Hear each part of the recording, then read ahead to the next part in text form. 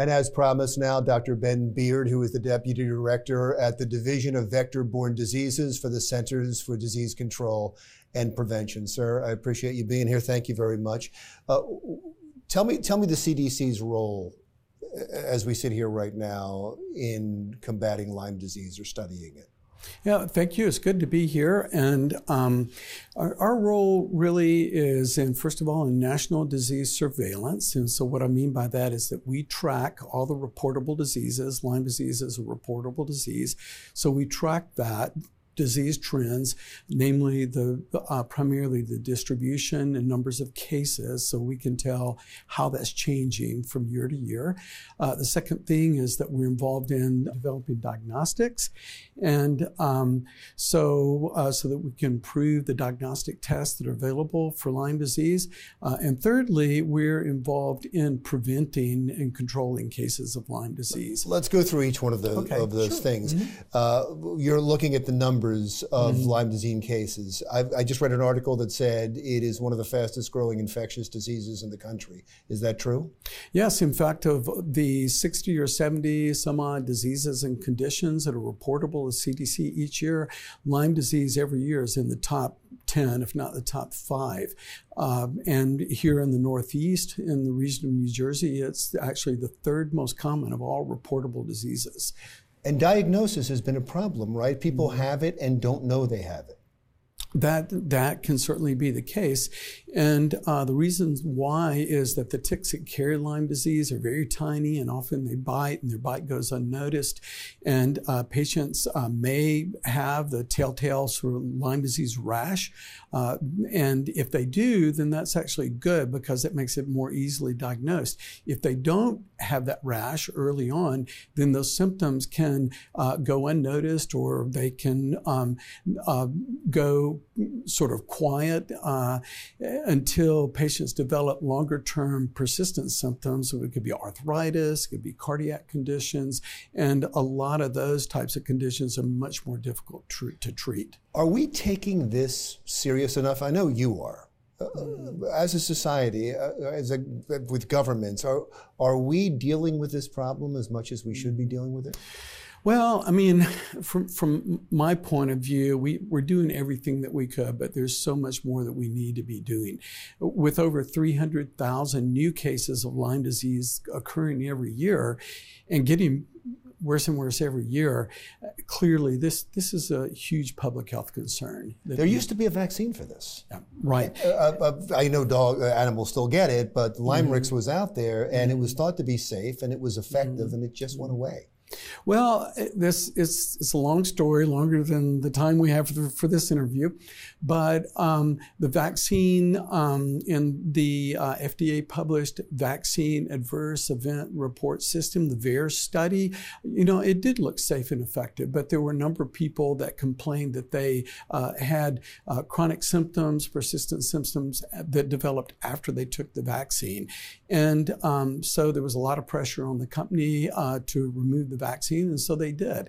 And it was a lot more complicated than that. The recommendations were very complicated, and the good news is that there is a second generation Lyme disease vaccine that's under development right now, and it's in clinical trials in Europe, and it will be another probably 5 or 10 years before it could be available for use. So what can we do in the meantime? In the meantime, Lyme disease prevention really focuses on personal protective measures. And these are things that you can do as an individual to protect yourself from being bitten by ticks. Wearing repellents, wearing light-colored clothes when you're outside so you can, in tick-infested areas, doing tick checks. So when you come back indoors from being outside to inspect yourself for ticks, the sooner you can remove those ticks, the less likely that you'll be infected with the disease they might carry. I've interviewed a number of people about Lyme disease just because of the numbers in New Jersey, and everybody says the reason that there's been an increase in Lyme disease is because there's an increase in ticks, and there's new kinds of ticks that are coming into this country. And they say that's because we're not controlling the deer population or the population of some rodents. Would that be effective? Yeah, well, I think a number of the interventions that we're looking at for Lyme disease are not just based on pesticides and repellents and personal protective measures, but also doing things like excluding deer from areas around your home. Deer removal has been studied, it's been looked at, and also various approaches that look at vaccines that could be delivered to the mice that are the reservoirs for the Lyme disease agent, and also even little boxes so that when the mouse goes in the box to eat some food, it is treated with a chemical that's going to kill the ticks that are on the mouse. So you're on this. Yeah, so we look at all of those approaches, and together we call that integrated pest management. IPM is using a number of different approaches to try to most effectively prevent ticks. We just talked to Congressman Smith, and he has a bill that would increase funding for the CDC, specifically when it comes to Lyme disease. I know you can't talk about the politics of the bill, but if you were to get that extra money, how would you use it?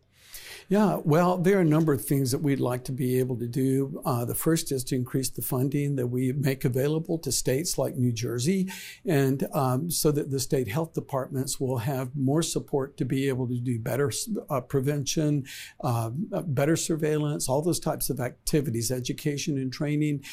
So that's one thing. The second thing we'd like to do is to increase support for research. You mentioned diagnostics. We need better diagnostic tests.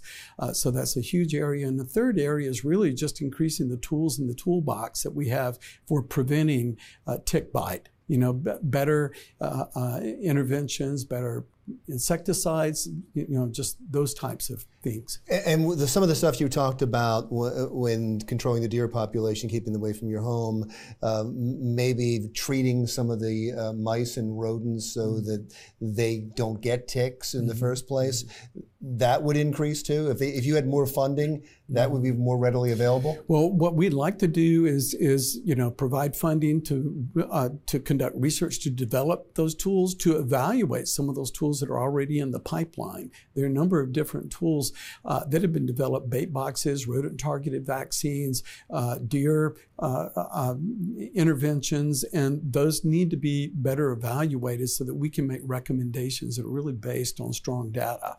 It's good that you're on this. It's good that Chris Smith is trying to pass a bill to get you more money. I hope you get it. Yeah. Thank you, sir. Thanks, Larry. I appreciate you being here. Dr. Ben Beard for the Centers for Disease Control and Prevention. We'll be right back. Still to come on Jersey Matters, the shark population at the Jersey Shore is increasing. We'll tell you how they know when we come right back.